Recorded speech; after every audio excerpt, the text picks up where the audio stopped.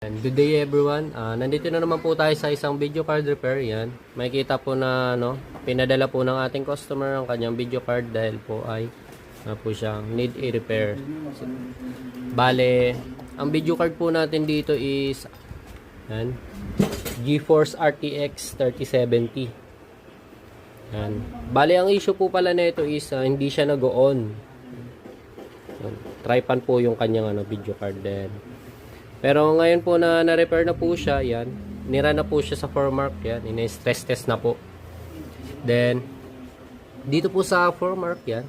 Makikita naman po natin na smooth po yung kanyang wala naman po nakikitang garbage display, ganyan. Then, makikita naman po ang kanyang FPS is 150. Yan. Then, dito naman po tayo sa sa Tech Power Up. Ang kanyang sensors po, yan, ang GPU tempo is 78 degree, hotspot 90 degree, fan speed is 62%. Yan. Normal lang po. Bale, nag 100% po yung kanyang fan speed, depende po sa sa kapag sobrang init na po talaga. Yan.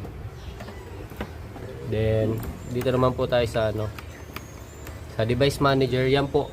Yan, detected po ang ating ang ating driver ng GPU.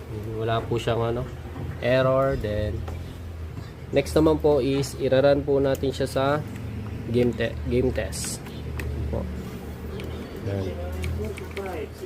Ang nilalaro po pala natin dito sa game sa pag-game test is Firelight.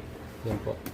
Makikita po natin ang FPS ng ating nilalaro. Yan. Nagwa 150 yan FPS yan. Then yun po.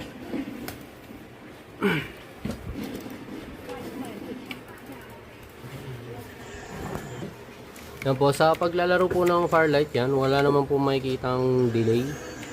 Yan po. Goods na goods po yung pag maglalaro ka po ng larong ito. Wala naman pong makikitang Di naman po siya malag. Yan.